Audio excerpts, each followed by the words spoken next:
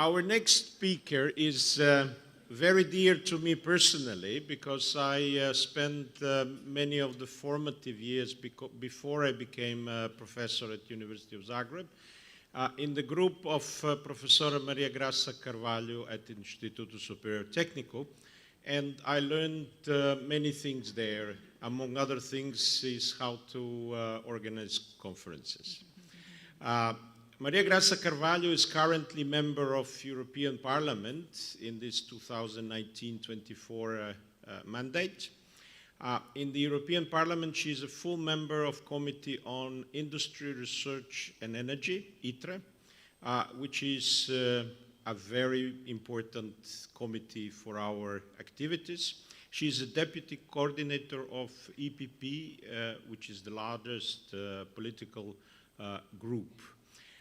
In the past, Maria de Graça Carvalho has also served as member of Parliament from 2009 to 2014. As MEP, she was appointed rapporteur of the specific program implementing Horizon 2020 and on the report of simplification of the rules. In 2011, she was awarded the prize for the best MEP in the area of research and innovation, and in this year for innovation. She was principal advisor of President of the European Commission in the areas of science, innovation, energy, environment, and climate change from 2006 to 2009. That's we got the climate energy package, a very important one. And Professor Maria Graça Carvalho took a very important role in that policy. She was a Minister of Science and Higher Education in 2 Portuguese governments. She is a full professor in Instituto Superior Técnico, University of Lisbon. She is member of 22 scientific associations and fellow of many academies like American Association of the Advancement of Science, World Academy of Art and Science, European Academy Science Advisory Council, etc., etc. In the European Parliament, okay, I think I have, that's it, okay. It's a very long career, so there are many positions that Professor has. So I would like to invite you now to the floor, and the floor is yours.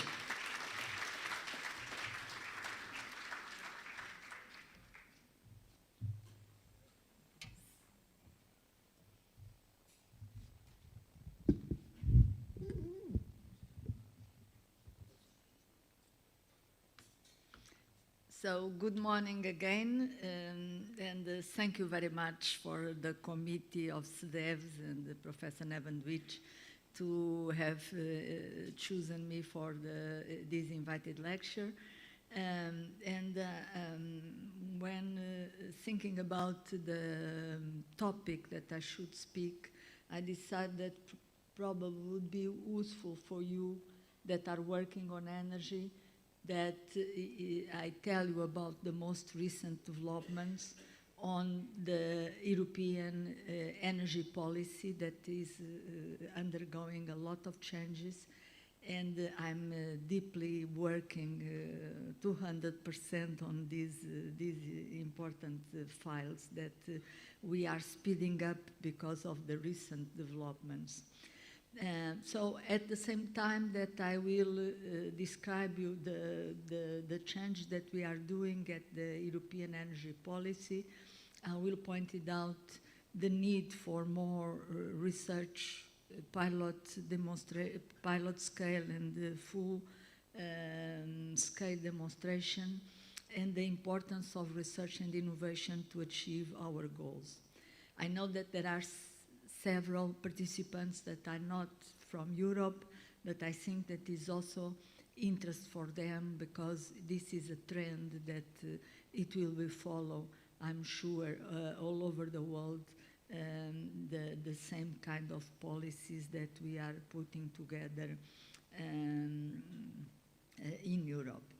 I would like to start with a very short historic perspective on energy, mainly for the non-Europeans. I suppose most of the Europeans know this, but in any way is a very short introduction, and to tell you that, as most of you already know, energy was the start point of the European construction. It was on 9 of May of 1950 that the French Foreign Minister Robert Schuman proposed the creation of the European Coal and Steel Community that after was established 2 years later in 1952. So the idea to rebuild Europe after the Second World War was mainly based on coal community and on the steel industry.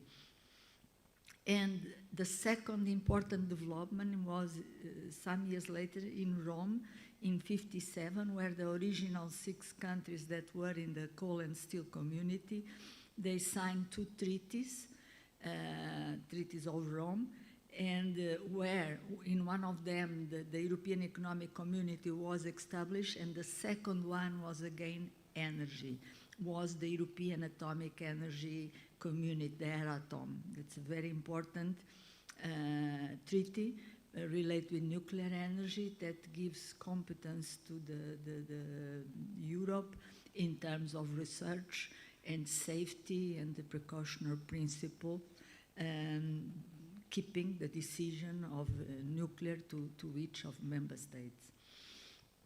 The next development was done by Jacques Delors in 1987, where the European single market was created, and their energy was also very important. So it was all the principles of liberalization of the market. But in all these steps, energy remain in essential terms a responsibility of the member states. And the word energy, apart from the Euratom and in the liberalization of the market, the word energy was not in the treaties. So in certain way, any time that we need to have some action on energy was very difficult, because the responsibility of energy is mainly on the member states. And I start working with President of the European Commission, President Barroso, in 2005, and later on, 2006, 2007, we had a quite important energy crisis. Some of you do not remember or were too young, but was already originated with the conflict in Ukraine and Russia, of the passage of the gas through Ukraine, Russian gas that was passing through Ukraine, and we had the need to push for some common action on energy, but we didn't have legal basis. So the idea was to put energy together with climate change, because on climate change we have shared responsibility. So like this, in 2008, we have a first European strategy for energy and climate change that was called at the time the 320s. So we had as objective to reduce the green gas emissions by 20% in 2020, so we were in 2008, to increase 20% the share of renewables, and the energy in the final energy consumption also to achieve 20% until 2020. We realized some years later, when we did a revision of this strategy in 2014, that the progress was not very big. So the European Commission decided to keep the same objectives until 2030. So from 2008 to 2014, not a lot of advancements were done. We had some in renewables, but very few in terms of mainly on energy efficiency, very few. Meanwhile, there was an important achievement that the word energy was included in the revision of the treaties in the Treaty of Lisbon. So it gave us a little bit more power on energy, but still most of the responsibilities still relies with the member state.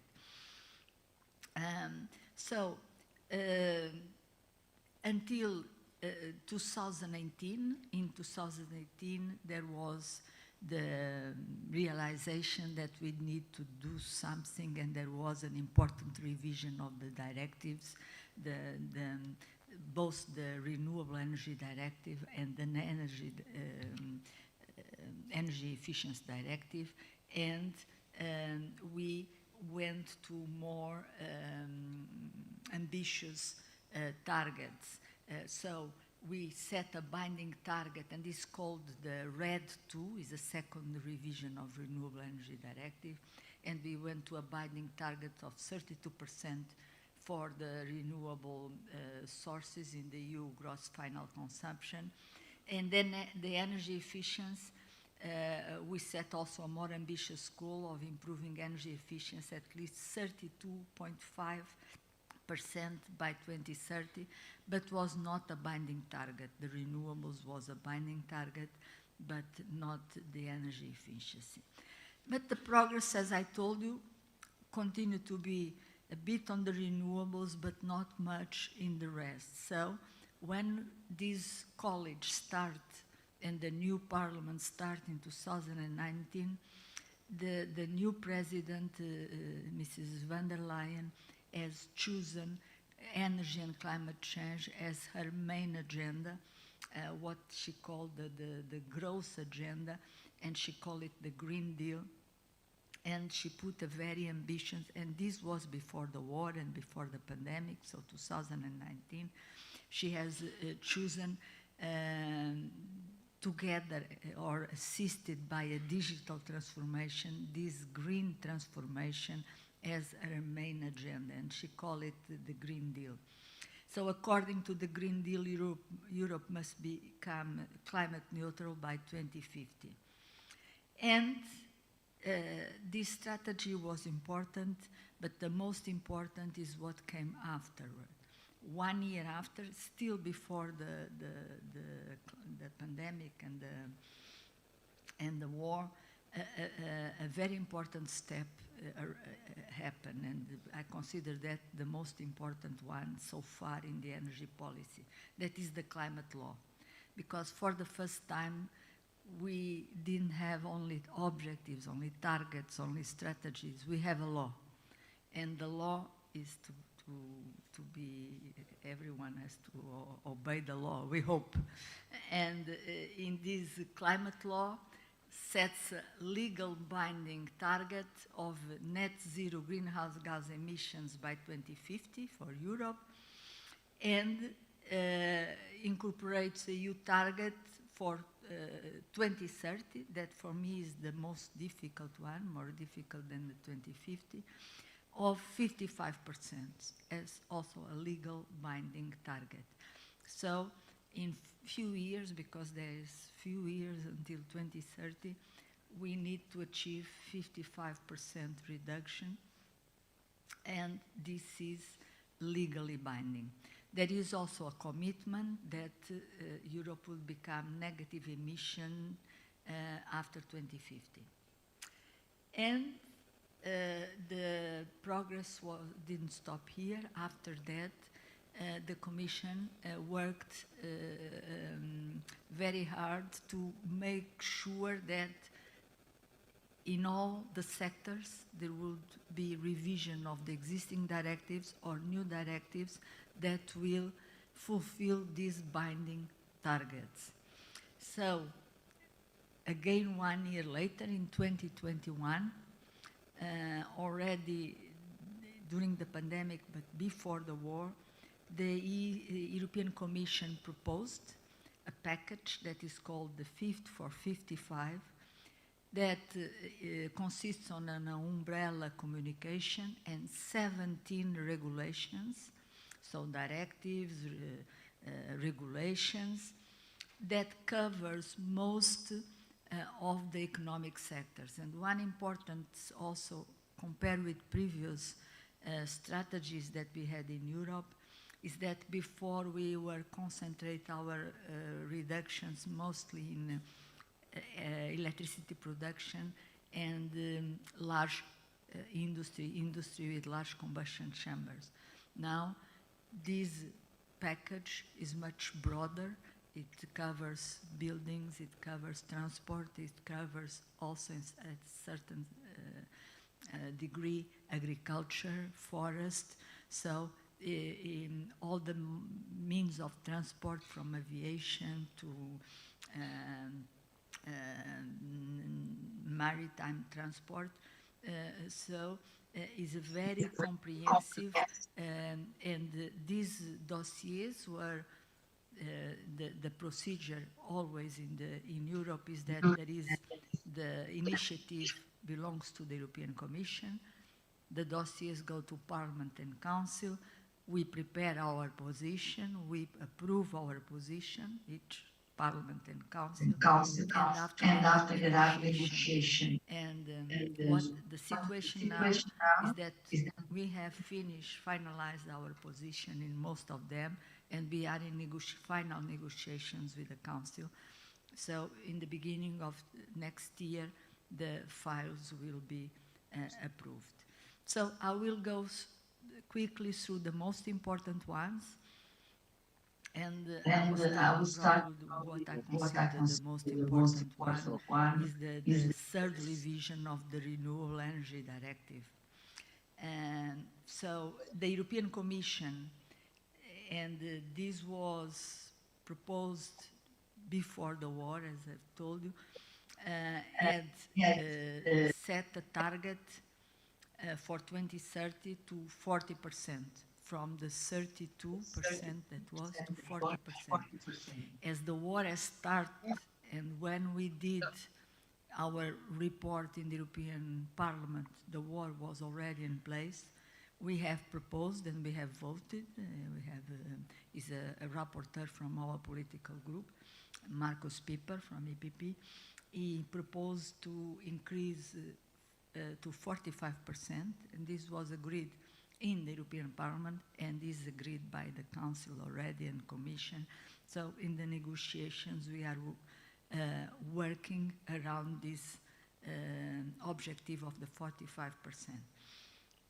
I'm very proud of an amendment of mine, also co-signed by other colleagues, where we have included, and the amendment has also passed, that I have included a sub-target for innovative renewable technologies of 5%. So out of this 45%, we need to include 5% needs to be from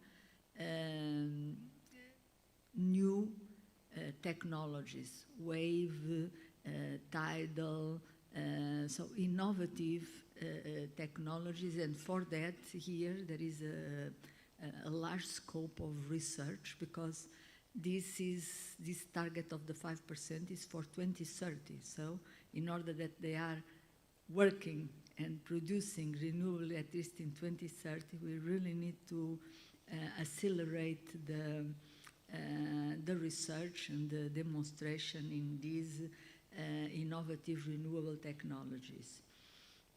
It also sets a comprehensive framework for the deployment of renewable energy technologies, in particular on sectors where the progress has been slower, that are mainly the transport and the buildings.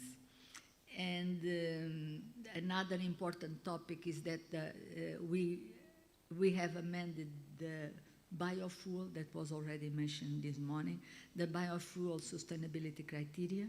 We have a more narrow sustainability criteria, and we have extended the sustainability criteria to biomass that didn't have a sustainability criteria so far.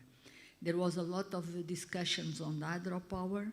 Some wanted to have sustainability criteria for hydropower, but due to the fact that many countries, like my own, rely a lot on the hydropower, and especially when they have scarce of gas for the base on the electricity production, the hydropower was safeguarded and no sustainable criteria will be applied to the hydropower. So these are the main topics of the renewable energy directive. As you will see later on, now we are starting already. This is the RED 3. Now we are starting the RED 4 because of the permitting. The REPowerEU has asked us to act on the fast-tracking procedure on the permitting, and that we are working there. As we had already finished this work, we have opened a new amendment, and we are doing for projects that already exist, and there is an extension of existing projects. Very light permits are necessary, and for completely new projects, we set a maximum of 2 years for all the permits that are necessary. So the energy efficiency. On the energy efficiency, there is also a lot of changes. We didn't have binding targets. Now we have binding targets. We have the energy efficiency first principle, so we should not do complex projects on electricity production if you do not have optimized your energy efficiency in your system. It sets an overall target of at least 40% in final energy consumption and 42.5% in primary energy consumption, compared with 2007, and all this to 2030. These are national binding targets, and that is very demanding. It's not a European average. So it means that every country, from Poland to Denmark is easy, but some others are not so easy, so they all have to fill these binding targets. This was a big discussion because to have an average would be easier for some countries.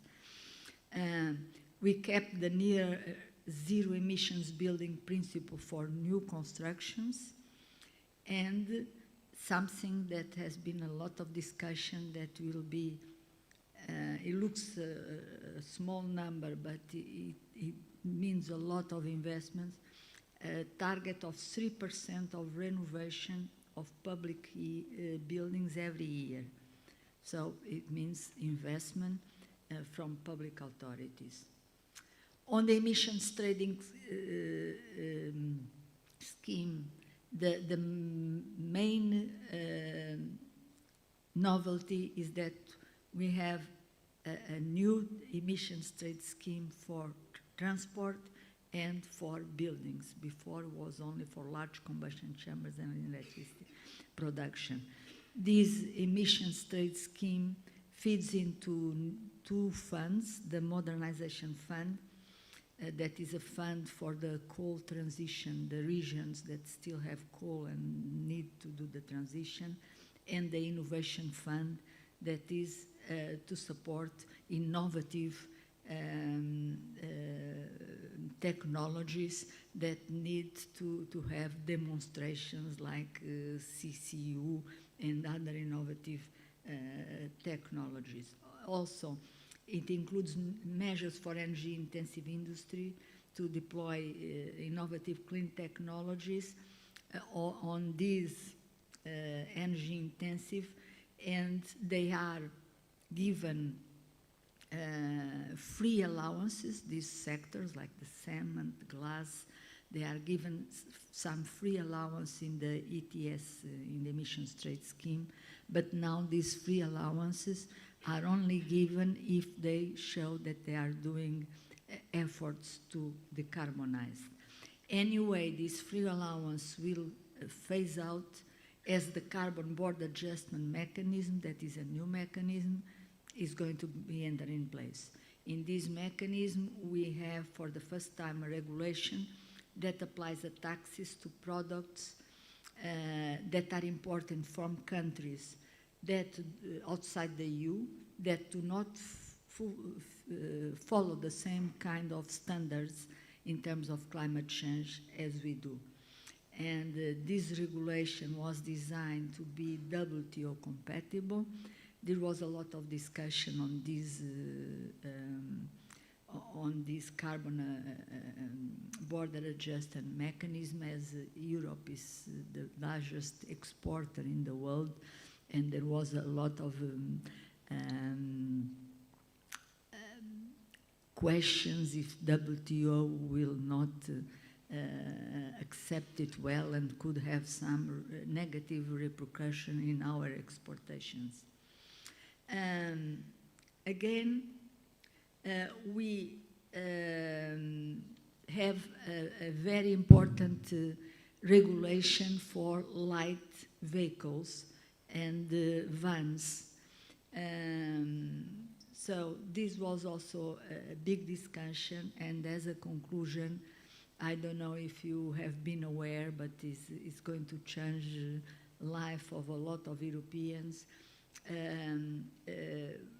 A zero-emission EU fleet by 2050, and this means that from 2035, any new vehicles cannot have internal combustion engines. So internal combustion engines will finish in 2035, so it is expected that the existing ones that still can continue to be in the roads, they will have a end of life, so by 2050 it will be no internal combustion engines. That is a big transformation, is one of the most that will have as consequence a lot of transformation in infrastructure, in the automotive industry. So it was also a difficult regulation to negotiate. On the Energy Taxation Directive, we have also a lot of changes. I would only point out the most important one, that the member states are able to support vulnerable households, to protect against energy poverty, but not to give subsidies to fossil fuels. So that was also a very important decision. Also, member states can help the industries that are in need. Here there has been a lot of discussions because we want to keep the competition laws and we want to keep our internal market. And one of the bases of the internal market is that we have a fair competition, and we have countries that can help their industry much more than others. So they can create here an unfair competition. So we have asked the European Commission, Vice President Vestager, that she should have look at the rules, how the member states are helping the industry. They should help, because some industries cannot survive, but that keeps some fair competition among the member states. This has created a lot of problems between north of Italy and Germany, and in terms of Poland and Germany, about the different subsidies that member states are giving to some sectors. So we have to keep some common rules to keeping the competition. On the land use change and forestry, probably the most important is that from 2031 onwards, the regulation will expand it also to agriculture sector. That is going to be a very difficult implementation, but to include non-CO2 emissions from agriculture sector. Now, on the infrastructure, a lot of change needs to be done in infrastructures. We set mandatory targets for deployment of alternative fuels infrastructures in road vehicles, ships, and aircraft. So this directive set targets for electric, H2, hydrogen, and LNG recharging points for light and heavy vehicles along the trans-European networks and for ports and airports.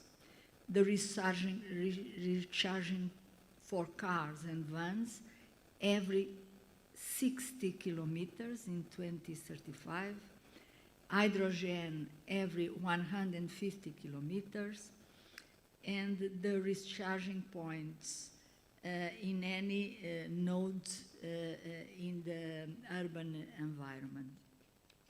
So, as you can see here, a lot of investment is required for infrastructure. The full maritime regulation, the limits on greenhouse gas intensity of the energy used in ships compared with 2020, it starts quite modest because there is not yet technology available, so there is here a field for research. In 2030, only -6, but after it accelerates to arrive to 2050 with -75%. For the refuel in aviation, set targets also start quite modest and accelerating. For sustainable aviation fuels as a percentage of the fuel mix, but encourage the most innovative and sustainable fuels like advanced biofuels and synthetic fuels derived mainly from hydrogen. So these are the summary of all the legislation of the 54-55, but as I told you, during the preparation of our reports in the European Parliament, we had the invasion of Ukraine by Russia, and at that time, I think Neven Ridge has presented these numbers, it was so obvious that we had neglected the security of supply. The EU import 90% of the gas from outside Europe, and 45% were coming from Russia, 25% of oil from Russia, and 45% coal. The coal as imports has stopped. The oil will stop first, it's decreased a lot, and it will stop in the beginning of the year. And the gas, it has decreased about 10%. For example, the pipeline gas from Russia, that was 40%, is now 9%.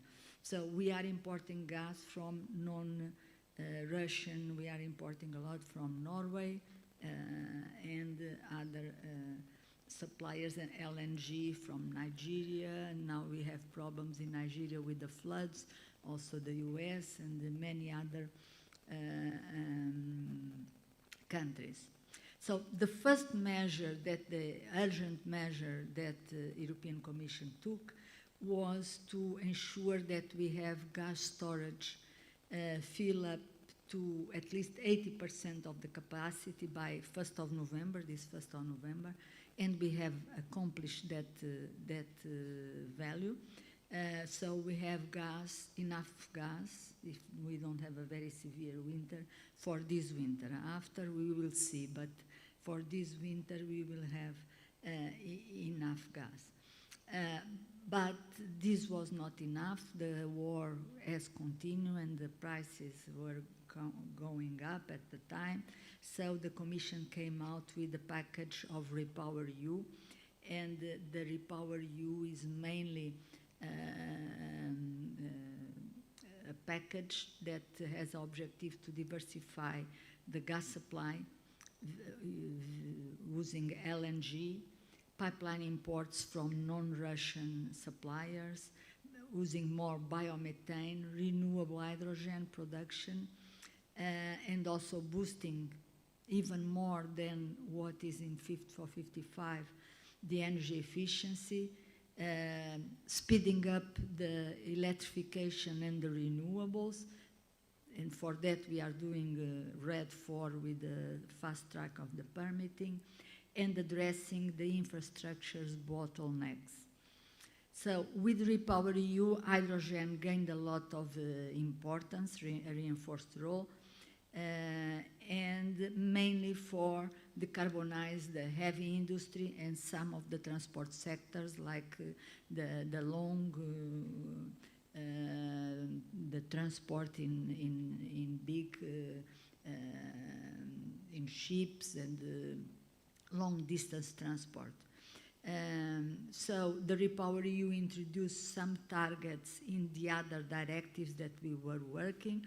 For example, on the hydrogen, it sets a target of the production of 10 million tons of renewable hydrogen inside the EU by 2030, and to import the same amount from outside the EU. So there is a lot of questions. I question myself how this hydrogen is going to be transported to the EU. A lot of research that is required there. How we, from where and how we transport this hydrogen, and what will be the use of the hydrogen. Also, it has set an increased hydrogen sub-target in industry. So by 2030, 50% of the hydrogen used in the industry, there is many process industries using hydrogen, 50% needs to be renewable, and in 35, 70% needs to be renewable. So there is also, again, a lot of more scale pilot scale that is required for the renewable production of hydrogen.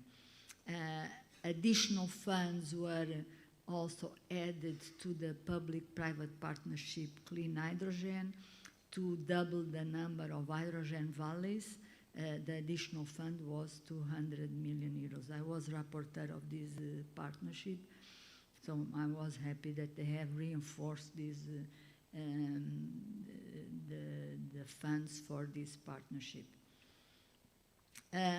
So with the continuation after the REPowerEU, they have realized that these measures are still not enough. So both Parliament and the Council have put another package of measures on the table that are still under discussion. Some have been agreed. That is very recently, end of October. They were discussing in the European Council on the 21st of October. Some have agreed and are quite consensual, like mobilizing national and EU tools to protect the households and the industry that are more vulnerable. That is a consensus. Increased efforts to save energy is a consensus. Probably is not put in practice as much as we would like, but there are consensus. The fast tracking of simplification of permit procedures for renewables is a consensus, but again, let's see in practical terms if it works, if member states will put it in place. Voluntary joint purchasing of gas, making full use of a EU platform. The Commission has designed a EU platform that is also open to Western Balkans and associated Eastern countries. But this is consensus, but member states are not yet using this possibility of joint purchasing of the gas. And the one that they have agreed, but is also probably not happening, is the full integrated single energy market with reinforced construction of the interconnections that are still missing. And there are, from this part of the world, Southeast Europe, interconnections that are still missing. Iberian Peninsula has very weak connections with France, and we see immediately France reacting against this. So it's very important. They agree in principle, but in practical terms there are some resistance. I left the end the two measures that still that we don't have an agreement between the member states is the temporary cap the price of gas in the electricity generation. Is still not a consensual decision because some member states are afraid that the cap of the gas price will make difficult to get the gas when is necessary, because they will have competition from other parts that pay a higher price for the gas. And the last one, that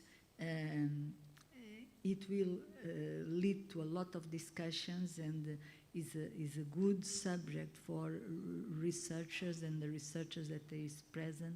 The Commission is announcing that is proposing in the beginning of the year an improved design of the electricity market. So I have to say that I'm a bit worried about this improved design of the electricity market. Neven has already mentioned this. The design that we have now has reacted as it should.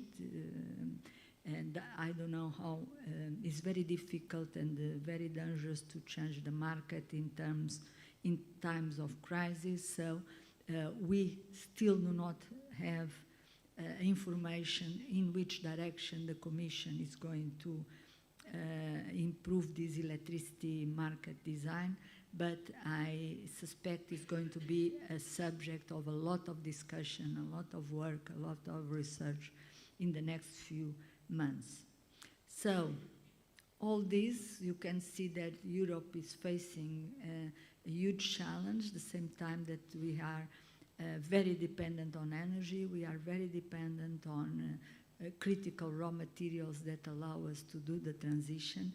And in order to overcome this challenge, in parallel with the policy development that we are doing, and there we are advanced a lot, we need to have a strong research and innovation program.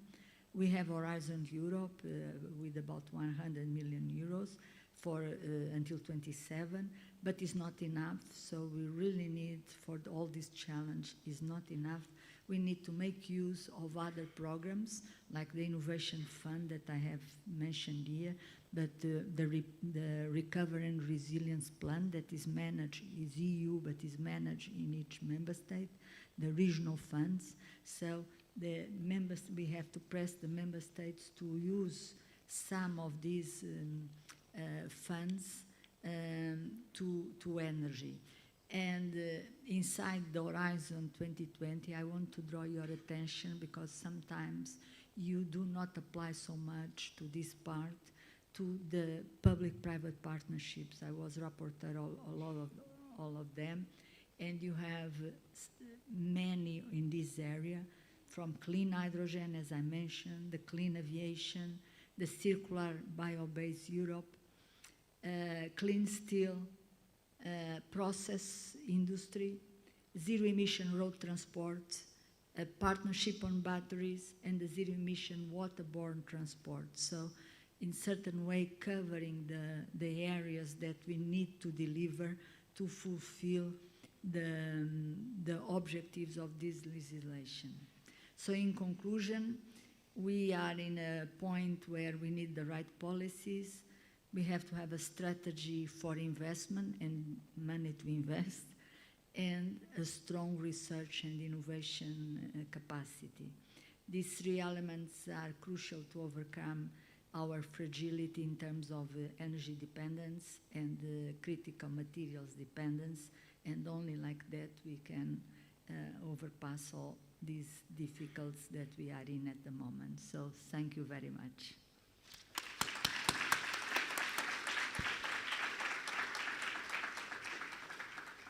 Thank you, Professora Carvalho. Before opening floor for questions, I would like to say why this is so important for us researchers. I was a combustion engineer, and I really liked my internal combustion engine models. But then it's ended. I mean, I had to switch. Now I'm working in energy system analysis. So don't stick to your research area forever. You have to follow where there is need for research. And now you heard inside view of what will be financed in the next decade, which is crucial for your career. don't try to continue research in areas which will not be financed, because then you will have no money for research, and we need research funding.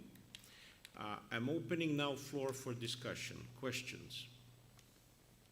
Yes. Do we have microphone? Domenico Borello. Can you also say the university? Okay, thank you. My name is Domenico Borello. I'm professor at Sapienza University of Rome. Thank you very much for your presentation, your speech. It is quite interesting. I just would like to have, if you have, some more information about this hydrogen bank of investment that was proposed recently. They say that they have 3 billion euro for I don't understand if they are 3 billions per year or 3 billions in total, and if there will be some specific program for research, or it is just something for the companies. Thank you.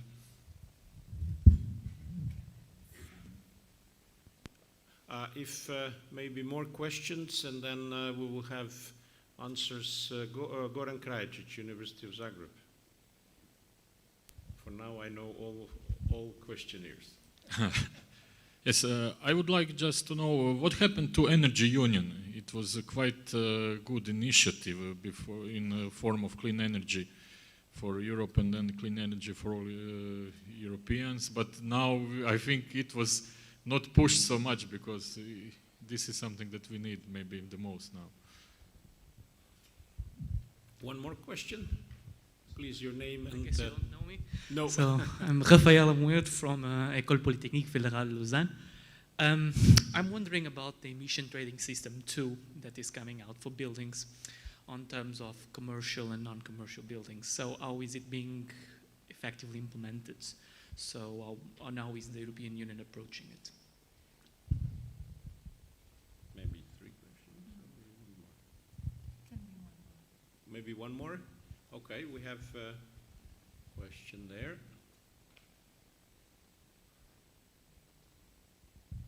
Yeah, hello, Timo Guerres, Universidad Pontificia Comillas, Madrid, Spain. I'm actually wondering if we look in the European context, we have massive challenges of integrating our energy markets. And when we look at the Iberian context, we see that, for example, France is kind of not cooperating with integrating the Iberian Peninsula into basically the European energy market. When we look at hydrogen pipelines, hydrogen pipelines, electricity connection, and I was wondering, what is your opinion about that, and whether you think that the European Union can help in basically moving these topics forward in the next and upcoming years?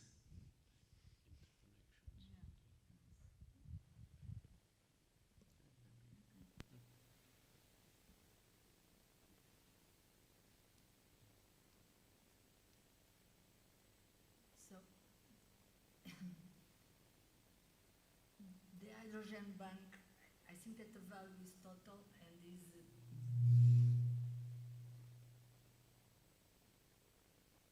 mainly for scaling up, but we are pushing that also research is involved together with the companies in the proposals, and I hope that they have open system of proposals, and that they involve university research, but is mainly focused on companies to have the full scale of the hydrogen. Goran Energy Union, this was a very interesting idea, mainly pushed by Professor Buzek, from an MEP, Professor of Energy from Poland, and was President of the European Parliament. In the previous period. So it happens a bit always is like in governments, when there is a new period with new parliament, a new college, they give new names, but most of the principles of the energy union are there. So it's just a question of a different name. On the emissions trade for buildings, is considered on the fuel itself, not in the building, but in the original source of energy, and for the time being is only for the commercial buildings. But this is one of the topics that we are still in negotiations. It's a very difficult topic. And there is another directive that belongs to the 17 that I didn't talk because it's so complex that we would need to be there talking during 2 hours. That is the revision of energy efficient directive in buildings, where what is required to do in buildings needs such an investment, and there are so many problems, social housing, reconversion of existing buildings, and the lack of funding for that is becoming a very difficult file to find an agreement. So for the time being, they are looking at the commercial buildings also. There are exceptions for historic buildings, but buildings is a very difficult in terms of investments, because we have in most of member states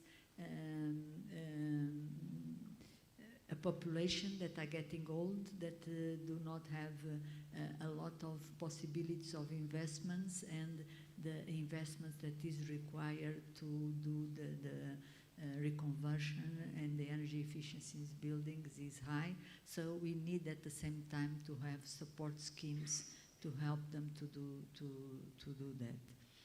On the interconnections, there's been a very, very lively discussion, especially in Portugal, Spain. We had at the last council a meeting between the 3 countries, France, Portugal, and Spain, that it seems that they have not given a lot of priority to the electricity connections, and instead they give full priority to a gas pipeline from Marseille to Barcelona, and they call it green channel, a green way, and saying that it's prepared for hydrogen, when all the rest of the pipeline is not prepared for hydrogen. So it's just a way to call green to a gas pipeline. So we have the feeling that France is not willing to build electricity connections through connecting to the Iberian Peninsula in order to protect their electricity from nuclear, and they have proposed this instead, but is not as good solution as we would like, because is not a really hydrogen pipeline. It will take a lot of investment before it's a green pipeline. So we are looking at possibilities, and it's something that, but it takes time, it's something that we would like to see in the future, if there is amendments to the treaties, that there are more responsibility at European level for energy, at least as far as internal market, because we have a lot of, the internal market is responsibility of the Union. So interconnections and cross-borders should be responsibility of the Union, and the member states could not oppose. So it's not like that at the moment, but it's something that most of the MEPs are trying to push, that in the future we have more power in the energy internal market.